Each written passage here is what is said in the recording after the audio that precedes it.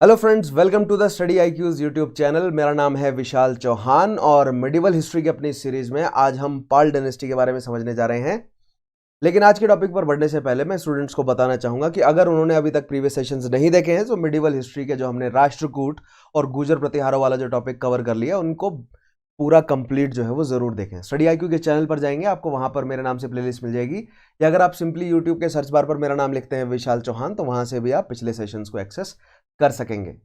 Alright, तो शुरू करते हैं आज का हमारा सेशन। सो जैसा कि आप देख पा रहे हैं, हमें पाल डायनेस्टी के बारे में समझना है। हम इससे पहले गुर्जर प्रतिहार और राष्ट्रकूटों के बारे में समझ चुके हैं और जो टॉपिक हम कर रहे हैं वो ट्राइपर्टाइट स्ट्रगल है, यानी कन्नौज के लिए जो स्ट्रगल चल रहा था, कन्नौज के ऊपर कंट्रोल एस्टेब्लिश करने का जो स्ट्रगल है।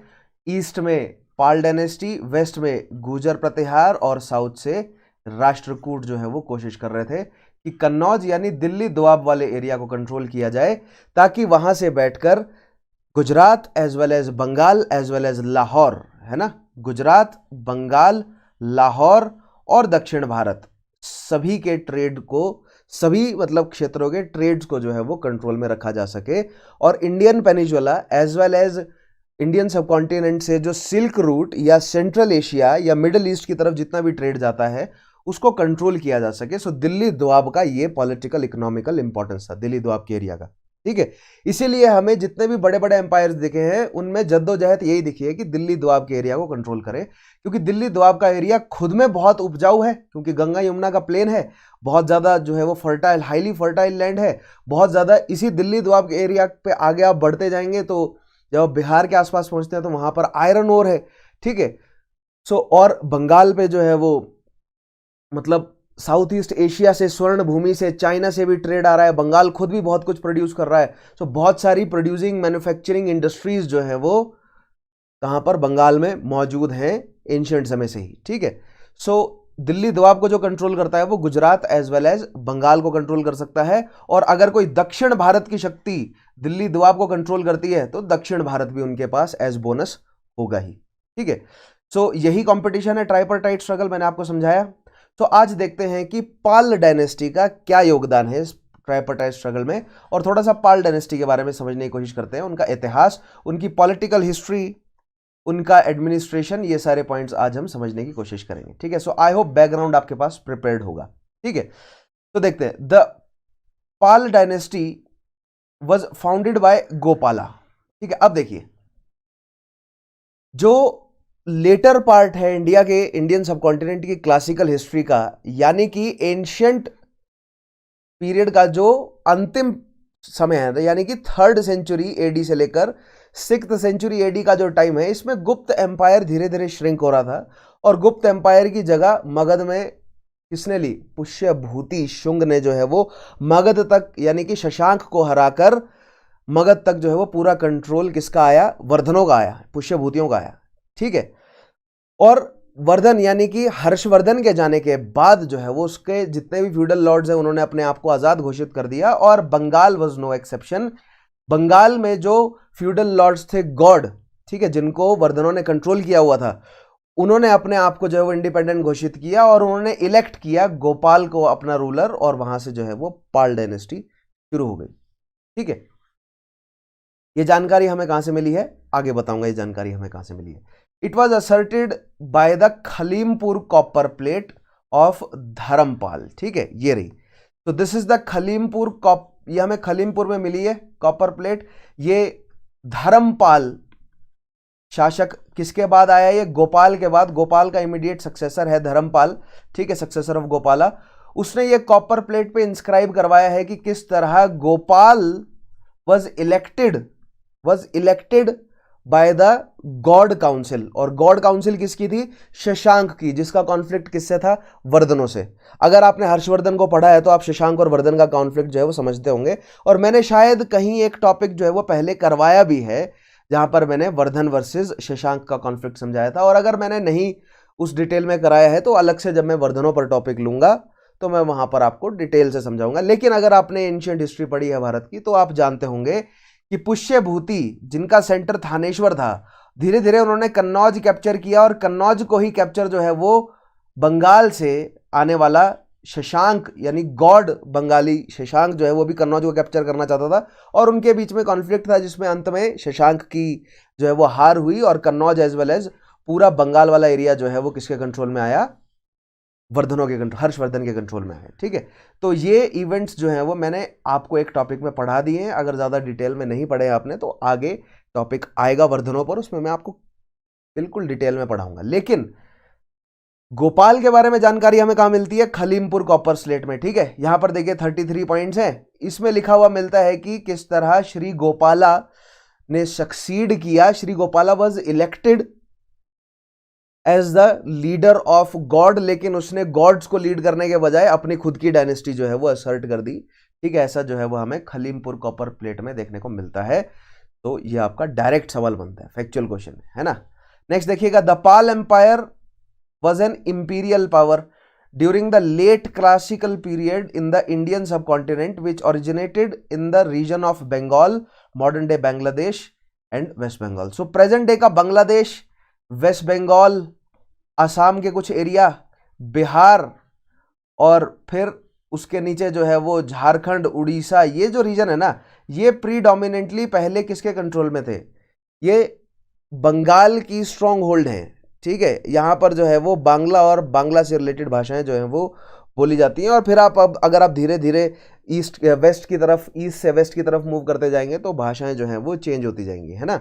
मगधी के बाद जो है वो फिर आपकी भोजपुरी के बाद मतलब धीरे धीरे बीच में मैथिली, वैशाली, ये सब भाषाएं भी आएंगी, छोटे छोटे डायलेक्ट्स। लेकिन ये जो एरिया है Bengal, present day Bihar, Jharkhand, West Bengal, Bangladesh, Assam के कुछ एरिया और उड़ीसा, ये आप मान सकते हैं कि पाल पहले गॉड बंगालियों की भी स्ट्रांग होल्ड थी और फिर पालों की भी स्ट्रांग होल्ड रही, फिर सेनों की भी स्ट्रांग होल्ड। सेनों के हाथ से उड़ीसा वाला रीजन निकल गया, कलिंग वाला रीजन निकल गया, बंगाल वाला रीजन ही रह गया, लेकिन इवेंचुअली पालों को सक्सीड सेन शासकों ने किया है। ठीक है, खैर उन तक हम पहुंचेंगे। तो लेट क्लासिकल पीरियड आप समझ गए, जो लेट एंशिएंट पीरियड है, यानी 3rd सेंचुरी एडी से 6th सेंचुरी एडी का पीरियड है ना। It is named after its ruling dynasty, whose rulers bore names ending with suffix of pala. पाला का मतलब होता है प्रोटेक्टर, यानी जो पाल रहा हो, है ना, जो पाल रहा है वो पाला जो है वो प्रोटेक्टर लगाता है, जो सफिक्स लगाता है। ठीक है, तो सभी देवपाल, धर्मपाल, गौपाल, ये सारे हमें पाल सफिक्स से मिलते हैं, इसीलिए इनको पाला डायनेस्टी भी कहा गया। They were followers of Mahayan and the Tantric school of Buddhism. अब आप मुझे, आपके लिए सवाल है ये, तांत्रिक स्कूल ऑफ बुद्धिज्म की कौन सी शाखा है, कमेंट में बताएंगे आप। ठीक है, सो हीनयान वर्सेस महायान मैंने आपको पहले बुद्धिज्म जैनिज्म वाले टॉपिक में बहुत डिटेल में समझाया है। ठीक है, तो आई होप अगर आपने फॉलो किया है तो हीनयान वर्सेस महायान आप समझते होंगे। ठीक है, सो महायान को फॉलो करते थे कौन, पाल डायनेस्टी। आगे बढ़ते हैं, सो दैट मीन्स पाल डायनेस्टी जो है वो उन्होंने किस धर्म को पैटर्नाइज किया था, बुद्धिज्म को। तो दैट मीन्स कुछ पाल शासक हमें बुद्ध धर्म के भी नजर आएंगे, जिस तरह हमें कुछ राष्ट्रकूट शासक जैन धर्म को पैटर्नाइज करते हुए नजर आए। ठीक है, मुझे आप उसका नाम बताएंगे, कौन सा राष्ट्रकूट शासक था जिसने जैन धर्म को पैटर्नाइज किया, तुरंत कमेंट में बताएंगे। ठीक है, सो ये है खलीमपुर की कॉपर प्लेट, मैंने आपको दिखाई। नेक्स्ट देखिएगा, सो इस मैप में आप क्लियर देख सकते हैं कि this was the empire of Harsha. ठीक है, ये हर्षा का एम्पायर है। ठीक है, और दिस इज द, ये गॉड का रीजन है और गॉड की स्ट्रॉन्ग होल्ड ये है। और ये जो लाइटर आपको लाइन नजर आ रही है ये आउटर बाउंड्रीज है, मतलब ये घटती बढ़ती रहती है सबकी। ठीक है, तो चालुक्यज और ये चालुक्यों के आउटर बाउंड्री है ना। ठीक है, सो ये आपको 625 एडी यानी हर्षा जब एक्टिव था उस समय में, और फिर धीरे धीरे जो है वो हर्षा का एम्पायर डिक्लाइन की तरफ था। यहां पर आपको प्रतिहार नजर आएंगे, इधर जो है वो ये कौन है, ये हर्षा के या तो फ्यूडल्स हैं या तो हर्षा के आस पड़ोस की शक्ति है। ठीक है, चालुक्य बदामी के चालुक्य स्ट्रांग है, वेंगी के चालुक्य स्ट्रांग है। ठीक है, नीचे कांचीपुरम के पल्लव स्ट्रांग हैं, पांडवा और चेरा जो है वो छोटी शक्तियां हैं, कलिंग जो है वो कालचूड़ी छोटी शक्तियां हैं, मालवा के जो वॉरिंग ट्राइब्स हैं वो अभी छोटी शक्तियां हैं, धीरे धीरे उभरेंगे जब हर्षा का डिक्लाइन होगा। लेकिन यहां पर गॉड जो है वो गॉड को रिप्लेस किया किसने, पालों ने। तो ये मैप आपको पता होना चाहिए, मैं यहाँ पर ऐसे इसको क्लीन कर देता हूँ ताकि आप इसका एक स्क्रीनशॉट ले सकें। ठीक है, ये बहुत इंपॉर्टेंट मैप है। आगे बढ़ते हैं, ये मैप आपको क्या दिखा रहा है कि किस तरह गौड़ों को रिप्लेस किया, इधर गौड़ों को रिप्लेस किया किसने, पालों को, ठीक है। यहां से जो है वो हर्षा का एम्पायर खत्म हो गया, तो हर्षा के एम्पायर के ऊपर जो है वो इधर से प्रतिहार, नीचे से चालुक्यों को हटा के राष्ट्रकूट, और इधर गौड़ों को हटा के पाल जो है वो अब कन्नौज को जो है वो कैप्चर करने के लिए ट्राइपर्टाइट स्ट्रगल शुरू होता है। So this is the map of India before tripartite struggle, है ना, क्योंकि अभी तो कन्नौज हर्षाई कंट्रोल में है। आगे बढ़ते हैं। तो now this is the map of, ये मैप जो हम प्रतिहारों में भी देखा था हमने, यही मैप हमने राष्ट्रकूटों में भी देखा था और हम पालों में भी देख रहे हैं। क्या है ये, किसके लिए मैप है ये, ट्राइपर्टाइट स्ट्रगल यानी कन्नौज के लिए, ठीक है। तो this is the Pala empire जो कि कन्नौज पे अपनी जो है वो असर्शन लाना चाहता है। इंपॉर्टेंस मैंने आपको बार बार बताई, गुजरात के रास्ते अरब से ट्रेड होता है, बंगाल के रास्ते पूरे के पूरे South East Asia as well as South India से ट्रेड होता है, गुजरात के रास्ते साउथ इंडिया से भी ट्रेड होता है, ठीक है। सो कन्नौज का इंपॉर्टेंस क्या है कि कन्नौज में बैठ के आप Gujarat as well as Bengal as well as Lahore या खैबर दर्रा या दूसरी साइड आप मतलब मान सकते हैं कि बोलन दर्रा, दोनों को कंट्रोल कर सकते हैं, ठीक है। सो कन्नौज या दिल्ली दोआब के एरिया की ये इंपॉर्टेंस है। तो ये मैप ट्राइपर्टाइट स्ट्रगल का आई होप आपको डिटेल में क्लियर होगा, ठीक है। आगे बढ़ते हैं। सो this was the map of पाला डायनेस्टी एट इट्स एक्सटेंट, ठीक है। इसकी एक्सटेंट देख रहे हैं आप, this is the Kannauj city, ये कन्नौज सिटी है। यहां पर गुर्जर प्रतिहार, राष्ट्रकूट और पाल डायनेस्टी, ये पाल डायनेस्टी आपको नजर आ रहा है, देखिए पाकिस्तान तक जो है वो पहुंच गया है, यानी कि मुल्तान का एरिया या जो आप मान सकते हैं कि कश्मीर से यानी पहाड़ी क्षेत्र तक जो है वो किसने, पाल डायनेस्टी ने एक समय पर अपने कंट्रोल में कर लिया था। लेकिन दिस वाज द एक्सट्रीम, ये पूरा का पूरा सबसे मतलब एक्सटेंट है पाल डायनेस्टी का। फिर उसके बाद श्रिंक होता गया, क्यों, क्योंकि प्रतिहारों ने नॉर्थ वाला रीजन छीन लिया, राष्ट्रकूटों ने ये मतलब कन्नौज वाला रीजन जो है वो पहले राष्ट्रकूटों ने छीना, फिर राष्ट्रकूटों से प्रतिहारों ने छीना, इनमें कॉन्टेस्ट चलता रहा। अंत में जो है वो इंदिरा थर्ड ने ये रीजन छीन लिया था, राष्ट्रकूट शासक इंदिरा थर्ड ने, ठीक है, कन्नौज को। तो पहले पाल शासकों का प्रतिहार और राष्ट्रकूटों से जो कॉन्फ्लिक्ट है चलता रहा, फिर बाद में राष्ट्रकूट और प्रतिहारों का चला और अंत में प्रतिहार शासक जीते जिन्होंने कन्नौज को अपने कंट्रोल में किया, ठीक है। सो ये पूरा रीजन जो है वो, ये पूरा रीजन एक एक करके पालों से छीन गया और अंत में पाल के पास केवल बंगाल का रीजन रह गया, जहां पर पालों को रिप्लेस करके सेनों ने जो है वो एक बड़ी शक्ति स्थापित करी, कहां पर, बंगाल में।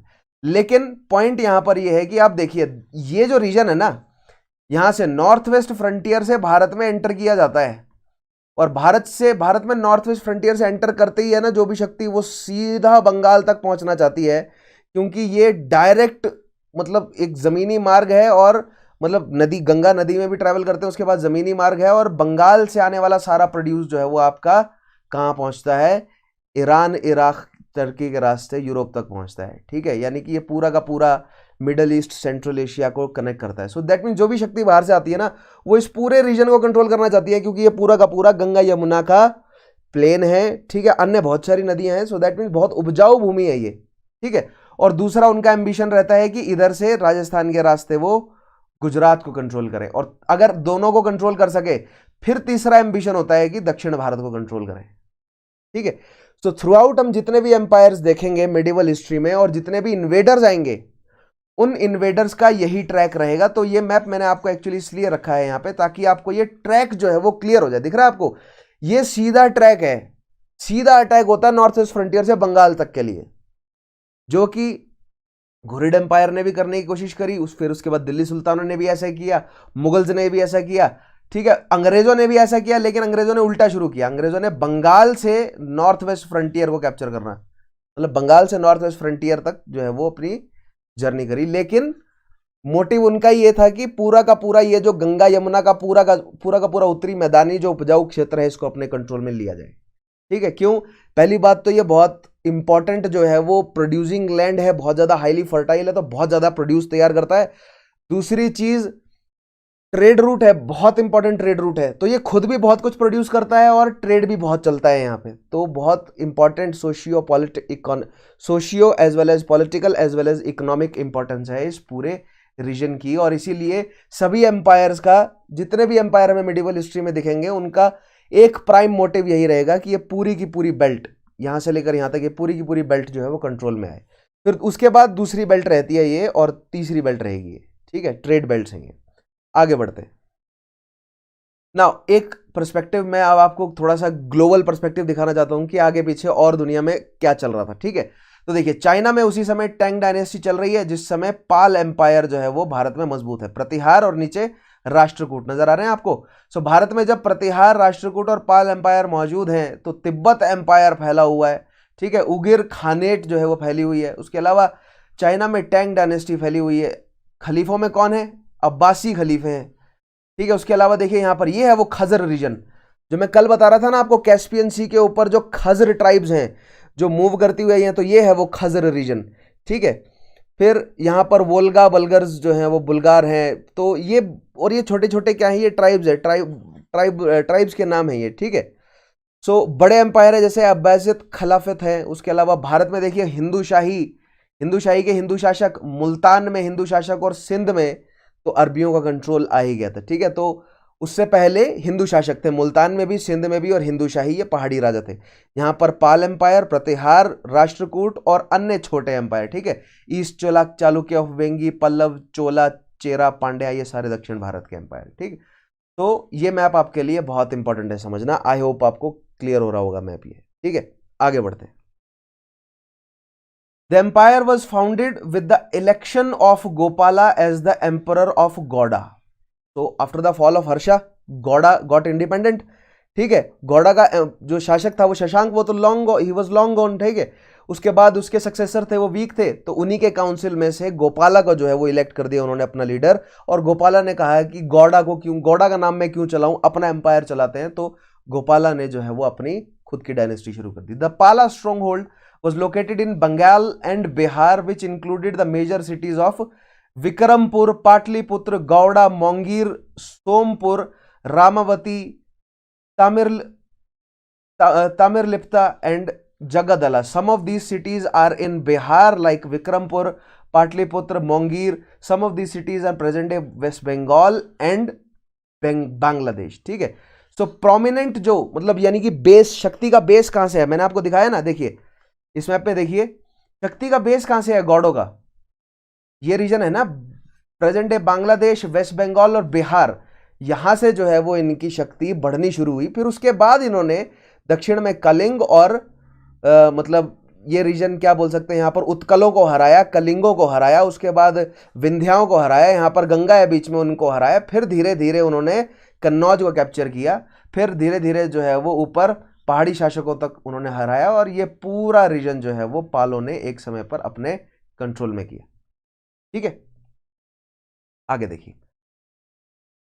सो the Palas were astute diplomats and military conquerors. So यहां पर आपको देखना बहुत जरूरी है कि पालाज वर सोफिस्टिकेटेड, क्योंकि मलेच्छ ट्राइब्स जो हैं वो बहुत एक्टिव थी। और अगर आप राज्यों के एग्जामिनेशन दे रहे हैं ना, अगर आप मान लीजिए आप राजस्थान का पीसीएस दे रहे हैं, ठीक है, राजस्थान एडमिनिस्ट्रेटिव सर्विसेज दे रहे हैं, तो मलेच्छ शब्द से आपका सामना जो है वो हो जाएगा। अगर आप मध्य प्रदेश का एडमिनिस्ट्रेटिव सर्विसेज दे रहे हैं, है ना, मध्य प्रदेश पीसीएस को दे रहे हैं, तो मलेच्छ शब्द आपको सुनने में आ जाएगा। या आप अगर मान लीजिए हिमाचल एडमिन सर्विसेज दे रहे हैं, तो मलेच्छ बेसिकली कौन है, मलेच्छ वो ट्राइबल कम्युनिटीज हैं जो जंगलों में रहती थी और जो अभी भी बहुत पुराने तरीकों से जानवरों की छाल पहनना या नंगे रहना, यानी कि बहुत ज्यादा जो है वो प्रिमिटिव गंदे तरीके से रहते हैं। उनको अभी भी, आज भी हमारे यहाँ हिमाचल में स्लैंग है, मलेच्छ शब्द कहा जाता है किसी ऐसे व्यक्ति को जो साफ सुथरा ना रहता हो, उसको मलेच्छ कहते हैं हम भी, ठीक है।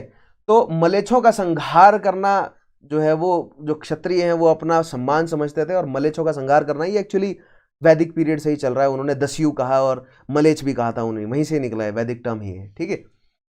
तो एस्टूट डिप्लोमेट्स के साथ मैं क्यों मलेच्छों को जोड़ रहा हूं, क्योंकि पाल जो हैं वो बहुत सोफिस्टिकेटेड थे, क्योंकि बंगाल में रहते हैं, समझ रहे हैं, चाइना से ट्रेड है, तो बहुत बेहतरीन सिल्क का कपड़ा, ठीक है, बहुत बेहतरीन सिल्क उन्होंने पहनना, और मतलब उनका जो दरबार होता था बहुत रॉयल, और उनकी जो पूरी कॉरेस्पॉन्डेंस होती थी वो बहुत स्ट्रिक्ट और बहुत एक्स्ट्रा वेगांजा से भरी हुई होती थी। और उनका जो कामकाज होता था वो बहुत ज़्यादा डिप्लोमेटिक होता था, यानी बहुत ज़्यादा ब्यूरोक्रेसी और डिप्लोमेटिक से जो है वो भरे हुए थे। वो बहुत डिसिप्लिन्ड थे, बहुत कह सकते हैं सिविलाइज थे, अनसिविलाइज तरीके से, अनकोडिफाइड तरीके से वो काम नहीं करते थे, जैसे कि बहुत सारी उस समय वारिंग ट्राइब्स भारत में कर रही थी, ठीक है। और मिलिट्री कॉन्करर्स थे, क्योंकि मैंने आपको बताया कि एक एक करके उत्कलों को हराया, विंध्यों को हराया, ठीक है, कलिंग को हराया, उसके बाद फिर धीरे धीरे कन्नौज तक और हिंदू शाही तक जो है उन्होंने प्रेशर बनाया अपना, है ना। Their army was noted for its vast war elephant corps. So देखिए, बंगाल का रीजन, बांग्लादेश का रीजन, म्यांमार से लगता हुआ रीजन, तो ये इस रीजन में बहुत ज़्यादा हाथी नेचुरली पाए जाते हैं। तो इन्होंने अपनी सेना में हाथी, गैंडे वगैरह जो हैं वो सेना में, गैंडों को कंट्रोल करना थोड़ा मुश्किल होता है, लेकिन अगर जिसने कर लिया तो गैंडे जो है वो बहुत कामयाब जो है वो वॉर, मतलब आप समझ सकते हैं वॉर टैंक की तरह काम करते हैं। तो हाथी क्योंकि रिलेटिवली बहुत आसानी से जो है वो डोमेस्टिकेट हो जाता है, तो हाथी का इस्तेमाल सेना में, अगर 8वीं 9वीं 10वीं शताब्दी कि भारतीय सेनाओं की अगर बात चले तो हाथी सबसे ज्यादा किसके पास थे, तो पाल डायनेस्टी के पास। ठीक है, आगे बढ़ते हैं। उसके अलावा देखिए, बे ऑफ बंगाल से ट्रेड हो रहा है, मैंने बोला ना साउथ ईस्ट एशिया में ट्रेड चल रहा है उनका दबा के, तो that means they had navy, और वो जो नेवी थी उनकी mercantile as well as defensive role अदा करती थी बे ऑफ बंगाल में। लेकिन ऑब्वियसली उनकी नेवी जो है वो बड़े सेल वाली, यानी कि हिंद महासागर में खुले तौर पर चलने वाली नेवी नहीं थी, वो कोस्ट टू कोस्ट ट्रेवल करते थे और पतवार के साथ, समझ रहे हैं, जो चप्पू होते हैं उसके साथ चलाने वाली नेवी थी, मतलब शिप्स थी, कोई बड़ी शिप्स उनके पास नहीं थी। ठीक है, दे बिल्ट ग्रैंड टेम्पल्स। किससे रिलेशन में बोल रहा हूं मैं, यूरोपियन शिप्स के रिलेशन में बोल रहा हूं, उनसे रिलेट करते हुए बोल रहा हूं, उनसे कंपेयर करते हुए बोल रहा हूं कि उनकी शिप्स, पालों की शिप्स, इनफैक्ट चोलों की शिप भी उनसे कमजोर थी, क्योंकि चाइनीज शिप्स, या अगर आप इसी सेम समय की चाइनीज शिप्स को देखेंगे तो वो काफी स्ट्रांग है रिलेटिवली। ठीक है, लेकिन लेटर मिडिवल पीरियड, अगर आप मतलब अंग्रेजों के लिए तो मॉडर्न पीरियड उनका शुरू हो गया था, मिडिवल खत्म हो गया था, लेकिन भारत में मिडिवल ही चल रहा था जब पुर्तगाली भारत आए, उनकी शिप्स रिलेटिवली भारतीय शिप्स से बहुत मजबूत थी। ठीक है, they built grand temples and monasteries including Somapura Mahavihara and patronize the great universities of Nalanda and Vikramashila. देखिए, मैंने आपको बताया था एक दिन पहले भी कि जब इंसान अपना सर्वाइवल वाला पार्ट पूरा कर लेता है ना, यानी कि जब उसके सर पर छत आ जाती है, आग लगाना सीख जाता है, शुरुआती इंसानों की बात कर रहा हूं मैं, खाना उसको जंगल से शिकार करना आ गया, अबंडेंस में उसको घास अवेलेबल है जिसमें बीज लगे हुए हैं, यानी अनाज है उसके पास, उसके बाद इंसान ने चित्रकला जो है वो करनी शुरू करी।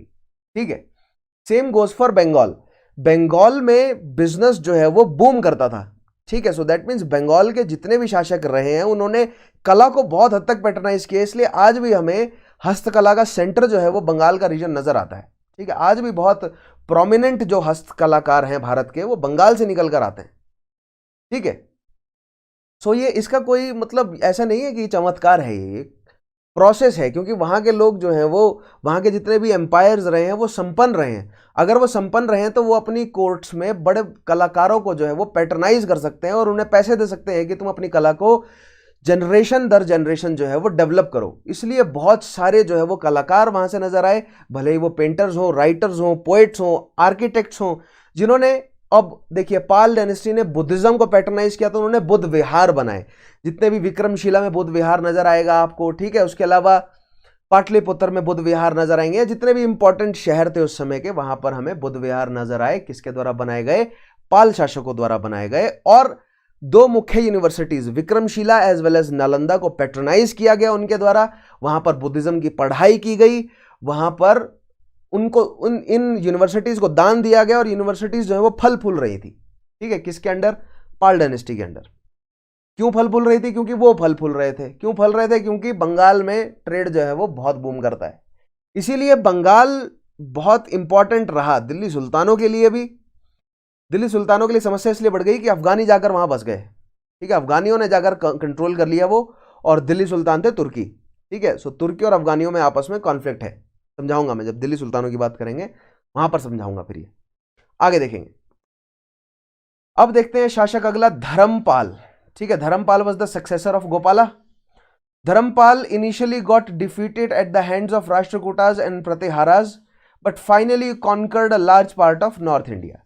So Gopala started the military conquest towards getting control over Kannauj, and he got in direct conflict with Rashtrakoot as well as Gujar Pratihara.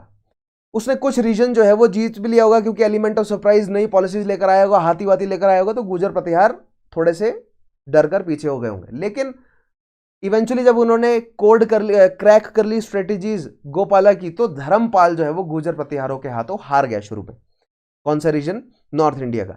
लेकिन फिर धर्मपाल ने धीरे धीरे जो है वो रीजन वापस एक्वायर किया। Bengal and Bihar were the centres of power during his reign which were under his direct rule. The Tibetan tradition believes that the Dharmapala was a patron of Buddhism. अब यहां पर मैं एक और पॉइंट बहुत इंपॉर्टेंट लाना चाहता हूं, क्योंकि कई जगहों पर आपको डायरेक्ट लिखा हुआ मिल जाएगा कि धर्मपाल पैट्रनाइज्ड बुद्धिज्म, लेकिन मैंने आपको कहा है कि क्वेश्चन एवरीथिंग, किसने कहा, हमें कहां से पता है कि धर्मपाल ने पैट्रनाइज किया बुद्धिज्म को? तो हमें पता है टिबेटियन ट्रेडिशन से। क्योंकि देखिए यहां पर एक मैप मैंने आपको दिखाया था, इसमें देखिए जब पाल एम्पायर यहां पर स्ट्रांग है तो पाल एम्पायर का इमीडिएट पड़ोसी है टिबेटियन एम्पायर, और टिबेटियन एम्पायर जो है वो क्या है, ये सब बुद्ध लोग हैं, ठीक है।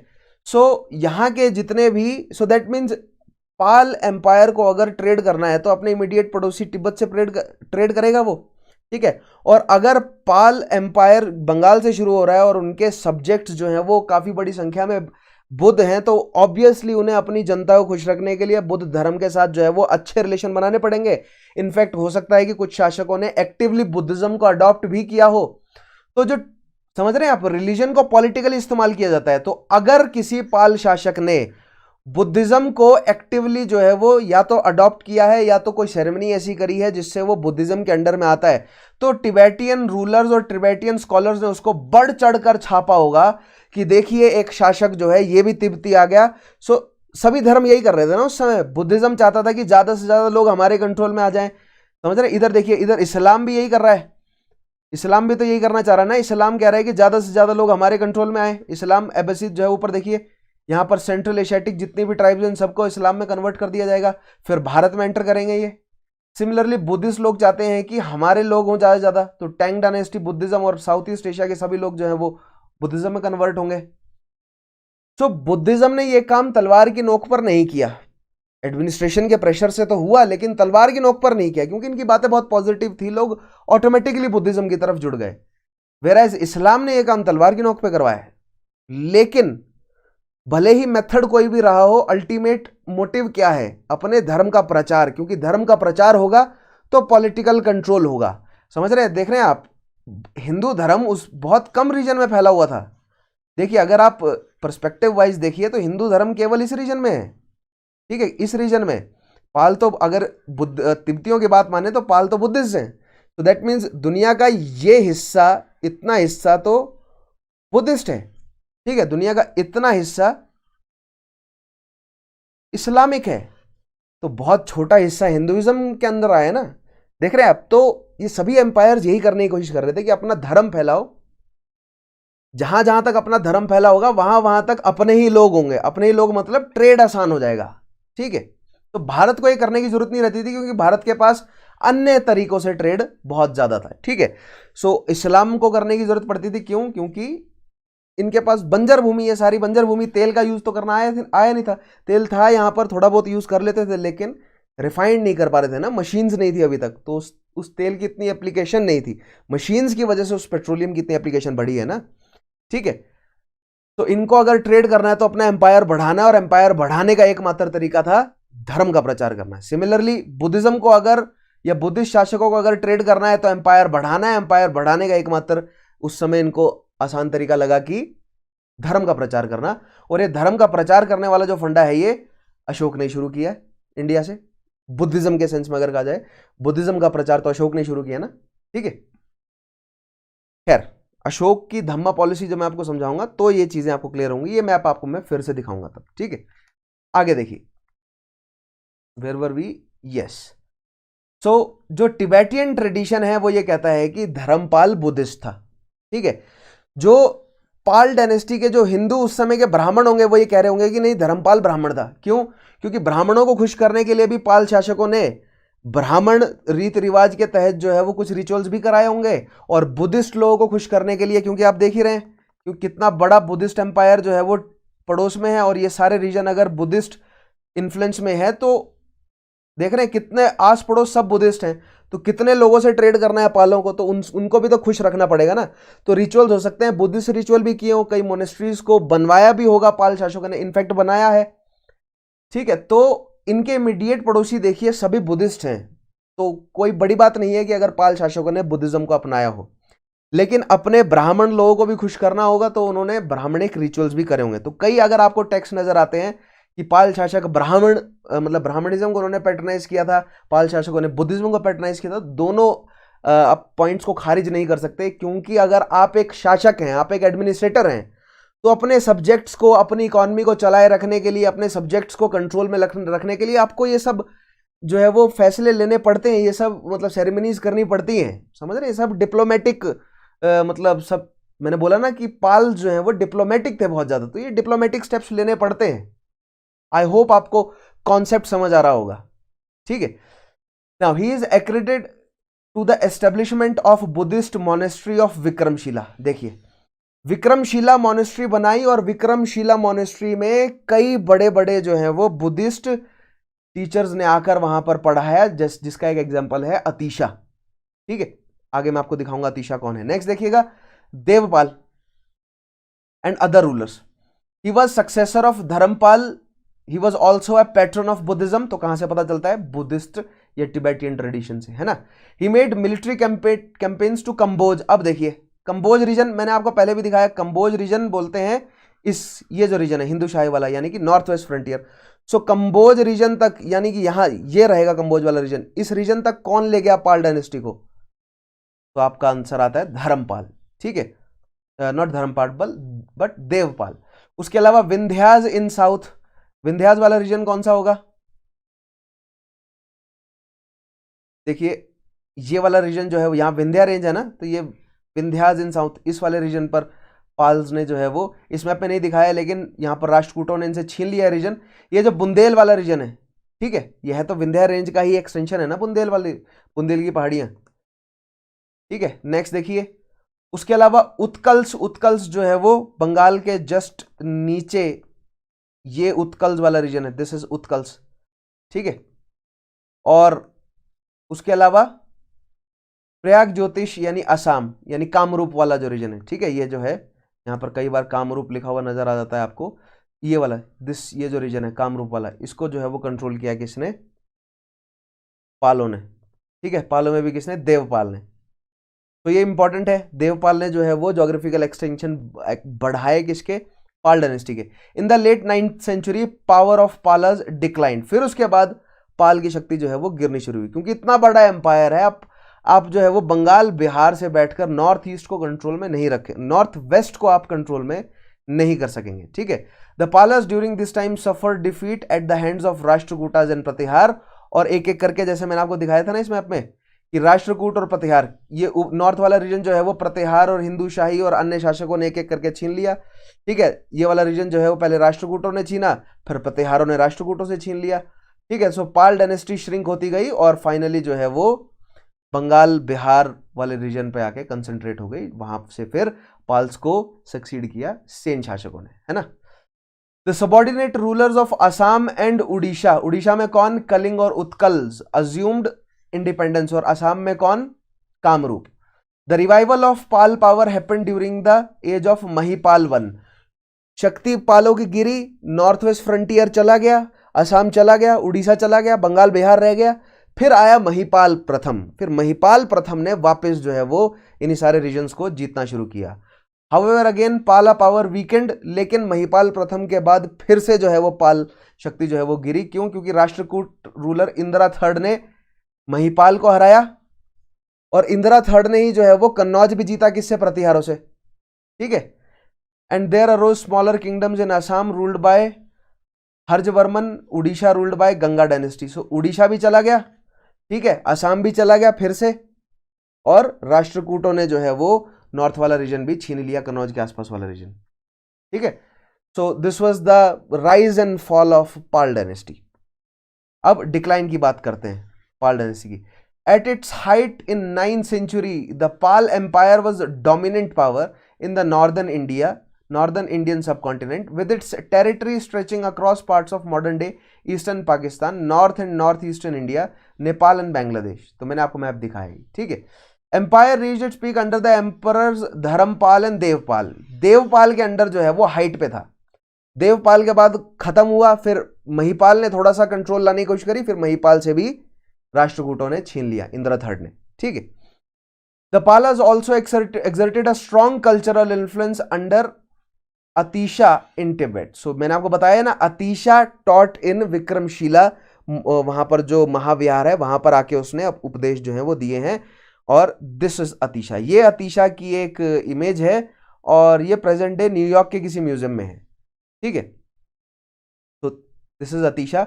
और अतीशा जो है वो एक तिब्बत का मंक था जो कि विक्रमशिला. तो मैंने आपको बताया ना, तिब्बत एक बहुत बड़ा एम्पायर है, गोपाल का पड़ोसी है. चीन से तिब्बत से जितना भी ट्रेड आ रहा है वो गोपाल के लिए बहुत इंपॉर्टेंट है, क्योंकि वही उसी ट्रेड को आगे बेच रहा है गोपाल. ठीक है, साउथ ईस्ट एशिया से बुद्धिस्ट लोग हैं, तिब्बत का इन्फ्लुएंस है उस पर. तिब्बत बड़ा एम्पायर था पहले, आज तिब्बत जो है वो रेफ्यूज स्टेटस है उनका. But once Tibet was a great empire, बहुत पावरफुल. और देखिएगा, और तिब्बत का ट्रेड जो है वो बहुत इंपॉर्टेंस का था. क्यों? क्योंकि ये जो पूरा रीजन है ना, ये बहुत हाईली, ये है तो बंजर, लेकिन इसमें ऐसी बकरियां हैं जिनका जो फर है उससे बहुत फाइन क्वालिटी का पाशमीना बनता है, बहुत फाइन क्वालिटी की वूल बनती है, तो बहुत फाइन क्वालिटी के शॉल, ठीक है, कपड़े यानी कि टेक्सटाइल जो है वो बहुत फाइन क्वालिटी का तिब्बत से निकलता है. उसके अलावा यहाँ पर जेम्स बहुत सारे मिलते हैं. ठीक है, नेचुरल रिसोर्सेज तो हैं ही, जड़ी बूटियां बहुत सारी हैं, और इंपॉर्टेंट ट्रेड रूट है, क्योंकि चीन के रास्ते तिब्बत से होते हुए ही सिल्क रूट का एक हिस्सा जो है वो पहुंचता है कहां पर, ठीक है, हिमाचल से होते हुए. जो शिपकीला वाला दर्रा अगर आपने सुना होगा, अगर कोई हिमाचल का स्टूडेंट पढ़ रहा होगा तो वो जानता होगा कि शिपकीला के रास्ते, रामपुर के रास्ते सतलुज से चलते चलते जो है वो, इसीलिए बिलासपुर शहर की इंपॉर्टेंस है. अगर कोई हिमाचल का स्टूडेंट होगा तो वो समझ सकता होगा. ठीक है, इसीलिए बिलासपुर शहर के लिए इतनी लड़ाई होती थी, क्योंकि बिलासपुर के रास्ते आप शिपकीला के रास्ते तिब्बत में ट्रेड में एंटर करते हैं. फिर ऊपर से काशगीर से जो ट्रेड आता है, ठीक है, देखिएगा यहां से काशगीर से जो ट्रेड आ रहा है ये तिब्बत में एंटर करेगा. तिब्बत से जो ट्रेड आ रहा है ये मतलब हिमाचल के रास्ते जो है वो खैबर दर्रे के रास्ते पहुंचेगा सीधा कहां पर, टर्की. फिर टर्की के रास्ते ये यूरोप पहुंचता है. तो ये बहुत इंपॉर्टेंट ट्रेड रूट्स हैं. और तिब्बत के पास बहुत सारे प्रोड्यूस थे. सेंट्रल एशियाटिक लोगों को बहुत डिमांड थी, अरेबियन लोगों को बहुत डिमांड थी तिब्बतियन गुड्स की. ठीक है, और भारतीय शासकों को भी बहुत डिमांड थी तिब्बतियन गुड्स की.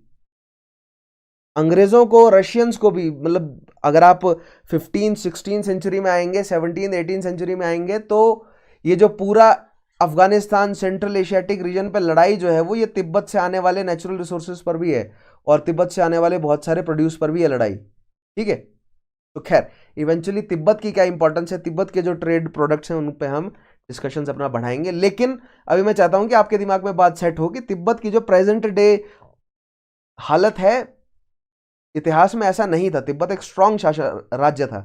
तिब्बत अगर स्ट्रांग है तो उसके आस पड़ोस के शासकों को, राज्यों को उससे जो है वो अच्छा रिलेशन बनाना पड़ेगा. और वो अच्छा रिलेशन बनाया हुआ था किसने? पालों ने. ये हमें एविडेंस मिलता है कैसे कि जो तिब्बत के स्ट्रांग टीचर्स हैं, इन्फ्लुएंशियल टीचर्स हैं, वो पालों के एरिया में आकर पढ़ा कर जा रहे हैं. ठीक है, तो यहाँ से एक डिप्लोमेटिक रिलेशन तिब्बतियन रूलर्स और पाल शासकों के बीच में हमें बनता हुआ नजर आता है. ठीक है, आगे देखिए. Pala control of North India was ultimately ephemeral as they struggled with Gujar Pratihar and the Rashtrakutas for the control of Kannauj. ठीक है, सो पाल का जो नॉर्थ ईस्ट वाला पार्ट है, ये जो है नीचे यहाँ पर गुजर प्रतिहार बैठे हैं, इस एरिया को कंट्रोल करने के लिए राष्ट्रकूट बैठे हैं. तो जो नॉर्थ ईस्ट वाला रीजन है वो तो गुजर प्रतिहारों ने धर लिया. जो कन्नौज वाला रीजन है वो पहले राष्ट्रकूटों ने धरा, फिर राष्ट्रकूटों से गुजर प्रतिहारों ने. तो दैट मीन्स ये रीजन जो है वो छूटना ही था, क्योंकि उनकी कैपिटल बहुत दूर है. आप बंगाल बिहार में बैठ के आप नॉर्थ ईस्ट को कंट्रोल नहीं कर सकते, क्योंकि बहुत वॉलेटाइल क्षेत्र है वो, बहुत ज्यादा. ठीक है, बहुत सारी वॉरिंग ट्राइब्स है और उनकी लॉयल्टीज बदलती रहती हैं, क्योंकि उनका पेशा है लड़ना. जो ज्यादा पैसे देगा, जहां पर उनको ज्यादा फायदा नजर आएगा, वो उस साइड मुड़ जाएंगी. ठीक है, After a short-lived decline, Emperor Mahipal I defended imperial bastions in Bengal and Bihar against South Indian Chola invasions. अब मैं आपको नेक्स्ट जो है वो चोल एम्पायर के बारे में बताऊंगा, और मैं आपको बताऊंगा कि किस तरह चोल ने जो है वो महिपाल प्रथम को जो है वो प्रेशर में डाला, लेकिन महिपाल प्रथम ने चोलों के अग्रेशन को डिफेंड किया सक्सेसफुली. ठीक है, कहीं बंगाल और बिहार भी ना निकल जाए. अगर बंगाल और बिहार भी निकल गया तो पूरा एम्पायर खत्म हो गया. तो अंत में बंगाल और बिहार बचा था, जिसको प्रोटेक्ट करने में कामयाब रहा कौन? महिपाल प्रथम. Emperor Rampal was the last strong ruler who gained control of Kamarupa and Kalinga. So Rampal ने असम यानी कामरूप और कलिंग यानी उत्कलों वाला रीजन, गंगा वाला रीजन, ये सारा रीजन जो है वो कंट्रोल कर लिया। नीचे दक्षिण में कौन है? कलिंग से नीचे वेंगी के चालुक्य हैं, ठीक है। वेंगी के चालुक्यों को राष्ट्रकूटों ने पहले कंट्रोल किया, राष्ट्रकूट होगा हटा कर चौल आए तो चोलों ने वेंगी के चालुक्यों को कंट्रोल कर लिया होगा।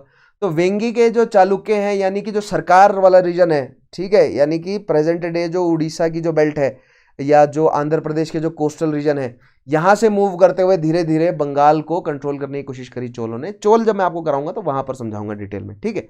आगे देखिए, the empire was considerably weakened by the 11th century with many areas engulfed in rebellion. So like any other great Indian empire, centre जब कमजोर होगा तो राज्य जो है वो रिबेलियन कर देंगे, और राज्य रिबेलियन करेंगे तो एक एक करके आपसे सारे जो है वो रीजन छूट जाएंगे, right. The resurgent Hindu Sen dynasty dethroned the Pal Empire in 12th century, ending the reign of the last major Buddhist imperial power in the Indian subcontinent. ठीक है, so Sen replaced in 12th century, Sen replaced the Pal and Pala were the last Buddhist empire. तो पालों से पहले कौन कौन से Buddhist empire थे, आप मुझे कमेंट में बताएंगे। पालों से पहले कौन कौन से शासकों ने या कौन कौन सी डायनेस्टीज ने बुद्धिज्म को पैटर्नाइज किया है, नॉट जैनिज्म बट बुद्धिज्म, ठीक है। आगे देखिए, सो इस मैप में आपको क्लियर होगा कि ये देखिए यहां पर थानेश्वर में पुष्य भूति है और गौड़ में शशांक है, ठीक है। तो धीरे धीरे जो है वो गौड़ों को किसने अपने कंट्रोल में लिया? पुष्य भूति ने, यानी कि हर्षवर्धन ने कंट्रोल में लिया और ये गौड़ वाला रीजन जो है वो छीन लिया। उसके अलावा देखिए गुजर प्रतिहार जो है वो फ्यूडल्स हैं, लेटर गुप्ताज जो है वो स्कैटर्ड ट्राइब्स में बटे हुए हैं, नीचे कालचूड़ी हैं, चालुक्य हैं, इधर नालाज हैं, ठीक है। तो ये गंगाज, पल्लवाज, पांड्याज, चेराज, इनके रेमिनेंट्स बचे हुए हैं। कलिंग हैं, चालुक्य हैं, वेंगी के, ठीक है। उसके अलावा सिंध में यहाँ हिंदू शाही है, कश्मीर के शासक हैं, और इधर जो है वो ससेनिद डायनेस्टी है। तो this was before the decline of Harsha. उस समय के भारत में कौन कौन से एम्पायर थे, और हम किसके पर्सपेक्टिव में देख रहे हैं? बंगाल में क्या हुआ। तो बंगाल में पहले कौन है? गौड़ है, ठीक है। उसके बाद गौड़ की जगह किसने ली? पालों ने ली, देख रहे हैं। और ऊपर जो है वो यहां पर गजनविड एम्पायर एक्सटेंड करता है, प्रतिहार यहां पर हमें देखने को मिलते हैं, ठीक है। और जो गुजर प्रतिहार है वो छोटे छोटे हिस्से में टूट गए, ठीक है। चौहान, परमार, सोलंकी, ठीक है। यहां पर नीचे कालचूड़ी, चंडेल, ये सब दिखेंगे। नीचे चालुक्य, राष्ट्रकूटों की जगह चालुक्यों ने ले ली है। नीचे चोल एम्पायर, देखिए मैंने बोला ना चोल एम्पायर जो है वो इस ईस्टर्न घाट वाले रीजन से धीरे धीरे पालों पर अटैक करेगा।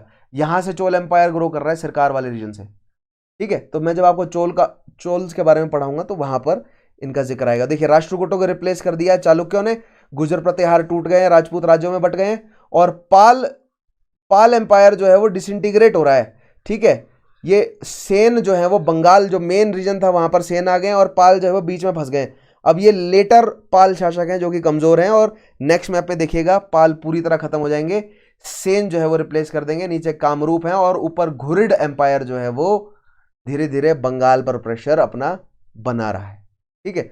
तो जब मैं आपको घुरिड एम्पायर के बारे में बताऊंगा तो ये मैप जो है वो फिर से हम देखेंगे। उसके अलावा देखिए जब घुरिड भारत में थे तो अन्य शासक सोलंकी, परमार, चंडेल, कालचूड़ी, यादव, ठीक है। उसके अलावा कैकत्य, नीचे देखिए तेलुगु ये क्या बोलते हैं यहाँ पर, तेलुगु लोग हैं, चोल हैं, होयसला हैं। तो इनके बारे में धीरे धीरे हम जिक्र करेंगे, क्योंकि जब मैं आपको चोल के बारे में पढ़ाऊंगा तो चोलों के बाद जो छोटे छोटे एम्पायर है तो उस जगह भी मैं आपको यही मैप दिखाऊंगा। घुरिड्स के बारे में जब मैं आपको बताऊंगा तो वहां पर भी हम इसी मैप को देखेंगे, ठीक है। आगे बढ़ते हैं, अब देखते हैं कि पाल एम्पायर की सिग्निफिकेंस क्या है। आई होप इस मैप से आपको समझ आया होगा। ये तीन मैप जो है वो ग्रेजुअल दिखा रहे हैं कि देखिए पहले पुष्यभूति थे, गॉड थे, फिर उसको रिप्लेस किया पालों ने, ठीक है, और फिर पालों को रिप्लेस किया सेनों ने, ठीक है, बंगाल वाले रीजन में। आगे बढ़ते हैं, सिग्निफिकेंस है द पालर्स बॉट स्टेबिलिटी। पाल क्या लेके आए? स्टेबिलिटी लेकर आए बंगाल वाले रीजन में, क्योंकि बंगाल वाले रीजन में उठापटक मची हुई थी। किसके बाद?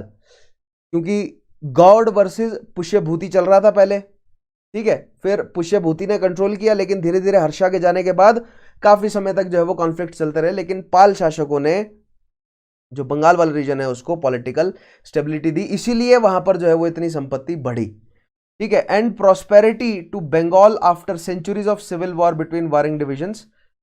दे they advanced the achievements of previous Bengali civilization and created outstanding works of arts. So पहली significance क्या है? Provided political and economical stability. दूसरा, अगर political economic stability है, so that means अब art and culture में खर्चा किया जाएगा, ठीक है? तो works of art हमें देखने को मिलते हैं, ठीक है? खास तौर पे sculptures और architectural sphere में हमें काफी जो है वो शानदार उन्होंने जो है वो बिल्डिंग्स बनाई है। They laid the basis of Bengali language. अगला कंट्रीब्यूशन क्या है?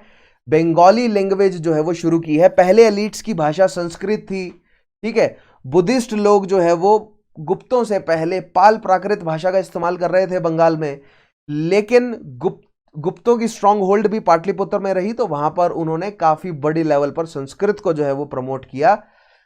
तो पाली और प्राकृत को रिप्लेस किया संस्कृत ने, लेकिन संस्कृत से धीरे धीरे जो है वो पाल शासकों ने बंगाली को डेवलप किया, including the first literary work, एक पोएम्स का एक कलेक्शन है जिसको कहते हैं चर्यापदा। तो चर्यापदा जो है वो बहुत important first Bengali literary work है, और किसके समय में है? पाल शासकों के समय में। बहुत इंपॉर्टेंट टॉपिक, बहुत इंपॉर्टेंट फैक्ट, ठीक है? डायरेक्ट सवाल। नेक्स्ट बात करें एडमिनिस्ट्रेशन। तो जब एडमिनिस्ट्रेशन समझना है ना, जब हमें डिटेल में, कैसे समझाऊंगा मैं आपको डिटेल में एडमिनिस्ट्रेशन? जब मैं अशोक से लेकर आऊंगा, क्योंकि हाईली सेंट्रलाइज्ड एडमिनिस्ट्रेशन कब बना? मौर्यन एम्पायर में। फिर मौर्यन एम्पायर के एडमिनिस्ट्रेटिव स्ट्रक्चर को ही गुप्ताज ने फॉलो किया। गुप्ताज के एडमिनिस्ट्रेटिव स्ट्रक्चर को हर्षवर्धन ने यानी पुष्यभूतिज ने फॉलो किया, और इनके एडमिनिस्ट्रेटिव स्ट्रक्चर्स को फिर बाद में राष्ट्रकूट या उसके अलावा गुर्जर प्रतिहार और पाल शासकों ने भी लगभग इन्हीं के जैसा जो है वो एडमिनिस्ट्रेशन स्ट्रक्चर अडॉप्ट किया। तो शुरुआत हमें कहां से देखने को मिलेगी? शुरुआत हमें मगध के महाजनपद से उठाएंगे और फिर मौर्य एम्पायर। तो मगध के महाजनपद का एडमिनिस्ट्रेशन और मौर्य एम्पायर का एडमिनिस्ट्रेशन, वहां से हम वास्टली स्टडी करेंगे बहुत डिटेल में, ठीक है? ताकि हमें बाकियों का एडमिनिस्ट्रेशन बिल्कुल क्लियर हो जाए, क्योंकि उसी के रेमिनेंट्स हैं ये। मौर्य एम्पायर के ही रेमिनेंट्स हैं गुप्ता, और गुप्ता के रेमिनेंट्स हैं ये बाकी छोटे छोटे एम्पायर्स, ठीक है? मतलब एडमिनिस्ट्रेटिव रेमिनेंट आप कह सकते हैं, है ना? तो the Pala rule was monarchial, obviously the king was the centre of all power, judiciary, executive और लेजिस्लेटिव, तीनों शक्तियों का सेंटर जो है वो कौन है? रूलर है। Pala king would adopt imperial titles like Parameshwara, Parama वत्रका और महाराजा धीराज। इस तरह के टाइटल्स जो हैं वो आपको पाल शासकों के साथ मिलेंगे, उनके सिक्कों पे लिखे हुए मिलते हैं। Pala empire was divided into separate bhuktis. तो मैंने आपको बताया था ना, राष्ट्रकूटों का भी एम्पायर इस तरह की बटा हुआ है, भुक्तियों में बटा हुआ है, ठीक है? लेकिन वहां पर राष्ट्र और राष्ट्र के नीचे भुक्ति है। पाल एम्पायर के जो जितने भी प्रोविंसेस हैं वो, यानी कि भुक्ति शब्द का इस्तेमाल प्रोविंस के लिए किया गया है पाल एम्पायर में, और भुक्ति शब्द का इस्तेमाल डिस्ट्रिक्ट्स के लिए किया गया है राष्ट्रकूट एम्पायर में, ठीक है? सो मैंने आपको बोला ना कि एडमिनिस्ट्रेशन लगभग सिमिलर है, कुछ हल्के फुल्के डिफरेंसेस हमें नजर आएंगे, और यही कंफ्यूजन क्रिएट करते हैं, क्योंकि भुक्ति शब्द का इस्तेमाल राष्ट्रकूटों में डिस्ट्रिक्ट्स के लिए किया गया है, और उसी भुक्ति शब्द का इस्तेमाल पाल एम्पायर में प्रोविंस के लिए किया गया है, और राष्ट्रकूटों में प्रोविंस के लिए राष्ट्र शब्द का इस्तेमाल किया गया है, ठीक है? तो bhuktis were divided into vishayas, divisions and mandals, ठीक है? स्मॉलर यूनिट्स वर खंडला, भाग, आवृत्ति, चतुर्का और पतका। तो ये स्मॉलर, मतलब आप मान सकते हैं कि विलेज लेवल के, शहर लेवल के जो स्मॉलर म्यूनिसिपैलिटीज हैं, जो विलेज एडमिनिस्ट्रेशंस हैं, वो उनको इन नामों से जाना जाता था। उसके अलावा विलेज से ऊपर के जो डिविजन्स हैं, डिस्ट्रिक्ट लेवल के जो हैं, वो विषय या मंडल, और जो राज्य प्रोविंशियल लेवल का है वो कौन है? भुक्ति, और सेंटर में तो एम्पायर है ही, ठीक है? So this was the administrative distribution of Pala empire, right?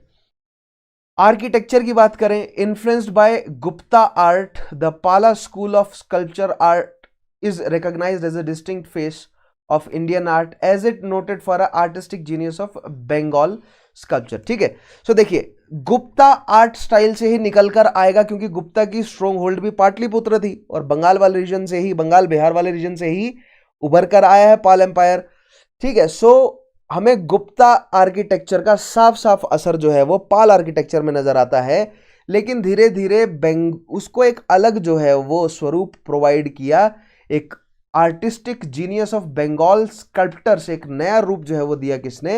यानी कि गुप्ता कला शैली को ही फर्दर आगे डेवलप किया किसने? पालों ने, ठीक है?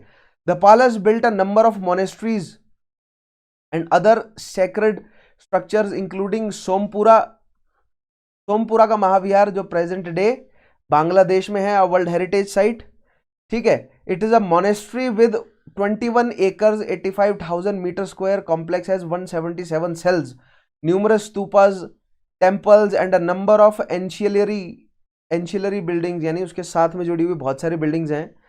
The gigantic structures of Vihar including Vikramshila, Udantpuri, Jagadala are the other masterpieces of the Pala. So Pala empire के अगर आप आर्ट आर्किटेक्चर की बात करेंगे तो आपको मुख्य एग्जाम्पल कहां से मिलेंगे?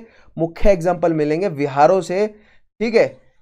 और विहार भी कहां कहां? विक्रमशिला, उदंतपुरी, ठीक है। उसके अलावा ये सोमपुरा के विहार, जिसमें से कुछ मैं आपको दिखा देता हूं। तो दिस वाज द सोमपुरा विहार, ठीक है। देख रहे हैं आप कितना बेहतरीन ये पाल डायनेस्टी के समय जो है वो बना हुआ है। ये बांग्लादेश में है प्रेजेंटली।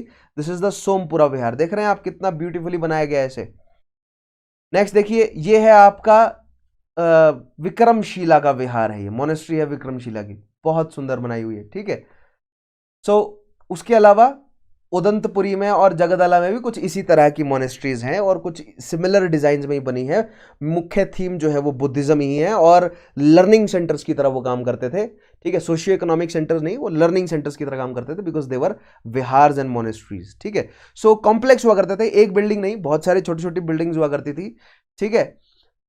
किले की फॉर्म में नहीं होते थे, फोर्टिफाइड नहीं होते थे, लेकिन वहां पर गार्ड्स वगैरह हुआ करते थे, बट फोर्टिफिकेशंस नहीं हुआ करती थी एज सच, ठीक है। जैसे मतलब किला नहीं कह सकते आप इसे, किला दिख रहा है आपको? नहीं है ना, किला नहीं है आपको। यहाँ पर मतलब दीवारें नजर आएंगी लेकिन किले की दीवारें नहीं है ना, किला बहुत ऊंची दीवारें होती हैं किले की, ठीक है। तो ये बुद्धिस्ट मॉनेस्ट्री थी, तो किला होने का कोई मतलब यहाँ पर बनता भी नहीं है ना। आगे देखते हैं। तो this was the architecture, administration, political history of Pala empire. उसके अलावा अगर कोई पॉइंट रह जाता है तो हम धीरे धीरे आगे कवर कर लेंगे, घबराइए मत, ठीक है, जुड़ जाएंगे पॉइंट्स। ट्राइपर्टाइट स्ट्रगल की बात करते हैं, एक बार ट्राइपर्टाइट स्ट्रगल समझ लेते हैं। सो हमने गुर्जर प्रतिहारों को समझा, हमने राष्ट्रकूटों को समझा, आज हमने पाल शासकों को भी समझा। अब हम ट्राइपर्टाइट स्ट्रगल देख लेते हैं क्या है। मैंने आपको ट्राइपर्टाइट स्ट्रगल समझा दिया है पूरा, जिसमें आपको स्टेटमेंट्स दिखाना चाहता हूं कि उन्हीं सारे फंडों को आप स्टेटमेंट्स में कैसे लिखेंगे, ठीक है। So for centuries, rulers belonging to Gujar Pratihar, Rashtrakuta and Pal dynasties fought for control over Kannauj. So we know by heart. ठीक है। Owing to the three parties involved, historians refer to it as a tripartite struggle. तीन शक्तियां लड़ रही हैं इसमें, इसीलिए साथ में, इसीलिए उसे tripartite struggle कहा गया। The tripartite struggle for Kannauj was fought for almost 200 years among the Palas and the Pratiharas and the Rashtrakutas. In this tripartite struggle, the Pratihara defeated the Palas and Rashtrakuta. So ये एक statement important है। ट्राइपर्टाइट struggle का अंतिम फैसला क्या निकलता है? ट्राइपर्टाइट struggle का अंतिम फैसला ये निकलता है कि प्रतिहार, राष्ट्रकूट और पालों को, दोनों को हरा देते हैं, क्योंकि राष्ट्रकूटों को रिप्लेस कर देते हैं चालुक्य और पालों को रिप्लेस कर देते हैं सेन। प्रतिहार जो है वो कंट्रोल तो कर लेते हैं कन्नौज का, लेकिन प्रतिहार भी टूट जाते हैं, छोटी छोटी स्टेट्स में, राजपूत स्टेट्स में बढ़ जाते हैं, लेकिन कंट्रोल जो है वो राजपूतों के पास ही रह जाता है, किसका? कन्नौज का। भले ही गुजर प्रतिहार एम्पायर टूट गया छोटे छोटे राजपूत एम्पायर्स में, लेकिन कंट्रोल जो है वो फिर भी कन्नौज का राजपूत एम्पायर्स के पास ही रहा, राष्ट्रकूट या पालों के पास नहीं गया, क्योंकि राष्ट्रकूटों को चालुक्यों ने, फिर उसके बाद इवेंचुअली चोलों ने रिप्लेस कर दिया और पालों को जो है वो सेनों ने रिप्लेस कर दिया, ठीक है। नेक्स्ट देखिए, in 1018 Kannauj then ruled by Rajyapala Pratihara was sacked by Mahmud Ghazni. 1018 में कन्नौज में राज्यपाल प्रतिहार नाम का प्रतिहार शासक था, जिसको महमूद गजनवी ने हराया, मतलब लूटा, पूरा कन्नौज वगैरह लूट कर ले गया वो, ठीक है। लेकिन स्टिल जो है वो राजपूत स्टेट्स के कंट्रोल में रहा वो। The empire broke into independent Rajput states, है ना, चौहान, चंडेल, कालचूड़ी, सोलंकी, परमार, प्रतिहार अलग हो गए, ठीक है, गढ़वाल अलग हो गए, हिंदूशाही अलग रह गई। तो ये सब जो राजपूत हैं, इन्होंने आपस में, इनमें फिर लड़ाई होती रही। कन्नौज को, दिल्ली को कौन कंट्रोल करेगा? फिर दिलपुर, फिर कन्नौज की जगह जो है वो तोमर शासकों ने दिल्ली को इंपॉर्टेंस दी और फिर दिल्ली जो है वो वही काम करने लगी जो कन्नौज कर रहा था, ठीक है। फिर आगरा धीरे धीरे जो है वो डेवलप होने लगा, फिर आगरा भी वही काम करने लगा जो दिल्ली और कन्नौज कर रहा है, ठीक है। Finally through out medieval period हमें जितने भी मतलब दिल्ली सल्तनत रही, आगरा की प्रोमिनेंस दिखी, ठीक है। फिर धीरे धीरे मुगलों के सामने जो है वो जो प्रोमिनेंस है वो दिल्ली शिफ्ट हो गई, ठीक है। काम है ये सारा रीजन दिल्ली द्वाब में ही, ठीक है, और इंपॉर्टेंस वही है इसकी। वहां दिल्ली द्वाब से बैठकर आपको Bengal as well as Gujarat as well as north west frontier तीनों को कंट्रोल करके रखना है, ठीक है। Now, according to contemporary accounts, the Rashtrakutas had best infantry, Gujar Pratihar had finest cavalry, Palas had the largest elephant force. So, ये जो ट्राइपर्टाइट struggle है इनमें अगर इनकी स्ट्रेंथ गिनी जाए तो गुजर प्रतिहार कहां पर है? गुजर प्रतिहार गुजरात में, तो अरब से, अरेबियन सी से इनका ट्रेड हो रहा है। सो दैट मीन्स घोड़े, बेहतरीन नस्ल के घोड़े कहां मिलते हैं? देखिए मैप में दिखाता हूं मैं आपको, दुनिया के सबसे बेहतरीन नस्ल के घोड़े स्टेप्पे के मैदानों में मिल रहे हैं, ठीक है। इधर से ये जो रीजन है ना, यहां पर सबसे बेहतरीन नस्ल के घोड़े हैं, ठीक है। ये और अरब के घोड़े इधर के भी, यही घोड़े जो है वो मतलब मूव करते हुए इनको अरब वाले रीजन में आए और अरब वाले रीजन से ये गुजर प्रतिहारों के पास आते थे। तो घोड़े यानी कि कैवलरी होती है जो घुड़सवार जो मतलब या सवार जो योद्धा होता है या जो घुड़सवार योद्धा होता है उसको कैवलरी कहा जाता है, ठीक है। सो कैवलरी ऑब्वियसली किसकी मजबूत थी? गुजर प्रतिहारों की, ठीक है। दूसरी साइड हाथी इस रीजन में बहुत ज्यादा होते हैं, तो हाथी सबसे ज्यादा किसकी सेना में थे? पाल शासक हो गए, ठीक है। और अगर राष्ट्रकूटों को कुछ देना है तो बची खुची जो पैदल सेना है ना, वो सबसे मजबूत किसकी थी? राष्ट्रकूटों की। और जब स्ट्रगल हुआ तो फाइनली कौन जीता? घोड़े। क्यों? क्योंकि अगर आमने सामने की पिच बैटल्स होती है ना, तो उसमें लाइट कैवलरी, ठीक है, वो जल्दी से जल्दी जो घोड़े इधर उधर मूव करके मतलब तीर मार देते हैं, क्योंकि घोड़ों के दम पर ही मंगोल्स जीतते आए, घोड़ों के दम पर ही मुगल्स भी जीते, ठीक है, क्योंकि मंगोल से ही मुगल्स ने सीखा हुआ है, राइट।